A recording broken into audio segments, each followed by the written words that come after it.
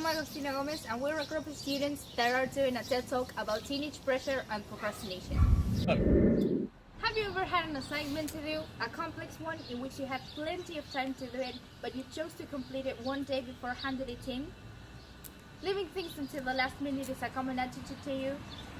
That is what we call procrastination, and it is connected to teenage pressure. Procrastination is something that most people have at least a little experience with. No matter how well organized and committed you are, chances are that you have found yourself frittering away hours on trivial pursuits, watching TV, updating your Facebook status, shopping online, when you should have been spending that time on work or school-related projects. Let me get this straight. Nowadays, teenagers procrastinate by leaving important things to the last minute. What they don't know is that leaving them will lead them to sleep deprivation, stress, and even anxiety. Fulfilling a task is more important than you think it is. In most of the cases, rushing and doing things quickly don't work out well. Why? Partly because most of the time, it is not just an assignment the only thing you have to do. The problem comes when you have plenty of things to do and to handle.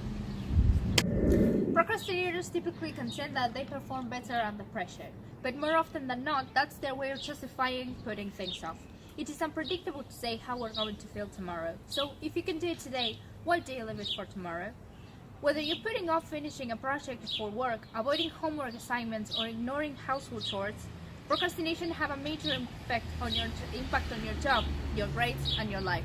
Then why do we procrastinate?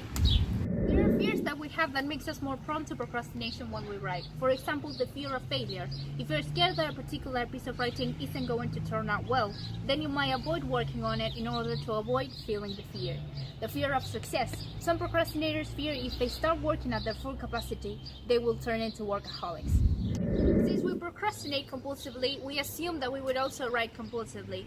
We envision ourselves locked in a library corral, hunched over the computer, barely eating and sleeping and never seeing our friends or going out. The procrastinator who fears success may also assume that if they work too hard, they will become mean and cold to the people around them, thus losing their capacity to be friendly and to have fun. The type of procrastinator may think that if they stop procrastinating, they will start writing better, which will increase other people's expectations, thus ultimately increasing the amount of pressure they experience. And the last one, the fear of losing autonomy. Some people delay writing projects as a way of maintaining their independence.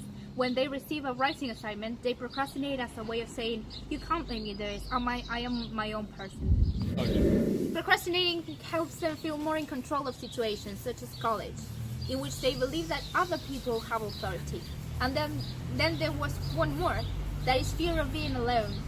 Other writers procrastinate because they want to feel constantly connected to other people. For instance, you might procrastinate until you're such in a bind that someone has to come and rescue you. Procrastination therefore ensures that other people will be involved in your life. You may also put off writing because you don't want to be alone, and writing is oftentimes a solitary activity.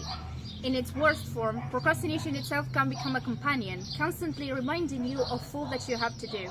A fear of attachment rather than fearing separation, some people procrastinate in order to create a barrier between themselves and others. They may delay in order to create chaos in their life, believing that the chaos will keep other people away. Whether these fears appear in our conscious or subconscious minds, they paralyze us and keep us from taking action, until discomfort and anxiety overwhelms us and force us to either A, get the piece of writing done, or B, give up. If you have made the decision to stop delaying on a particular writing project, it is critical that you find a place where you have at least half a chance of actually getting some of your writing done. Your dorm room may not be the place where you're most productive. Ditto the computer lab. If you have a laptop computer, try going somewhere where you can connect to the internet. Email and web are the vein of procrastinators' experience, as you probably already know. If you're a procrastinator, then chances are that you are pretty exasperated. Don't risk yourself even more by trying to write an environment that doesn't meet your needs. Procrastination is something that we have to stop and be conscious about. Thank you. Woo! Woo! Salala!